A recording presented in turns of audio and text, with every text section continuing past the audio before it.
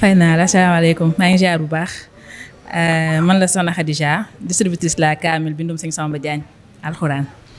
nan nga gisee foire bi moo nekk sa première fois wala. waaw bi moo nekk sama dooguma bokk si foire mais bi moo nekk sama première exposition si foire du Magal bi.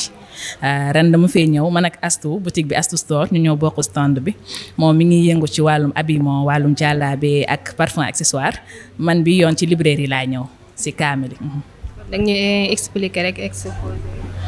donc pour man Kaamil laa andi Kaamil bindum Sëñ Samba Diagne am na ay Kaamil jukki 30 am na ay Kaamil 4 xaj am na Kaamil jukki 30 bind bu dijji am na aussi ay xasida yu mu andiwaale comme foire du Magal dañoo andiwaale ay xasida yoo xamante ne moom moo ko bind.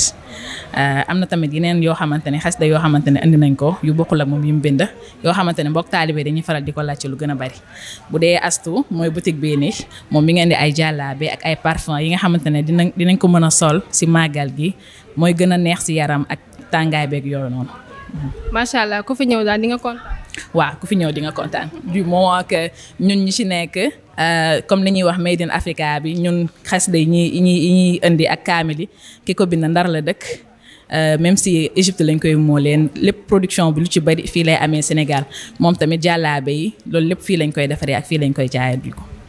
macha allah bu ko defee dañ lay bàyyi nga joxe adresse ak contact. pour Astou moom adresse am mu ngi nekk fii parcelle la nekk man personnellement Thiès laa dëkk mais am naa ay distributrices un peu partout ci Sénégal donc pour sama contact 75 la 508 82 72 bu dee Twitter man maa nekk Khadija D ñu bëri xam nañ ma ci Kaamil ak yooyu noonu bu dee Astou moom page Twitter Astou Store bu fekkee ne numéro bi 77 864 74 14.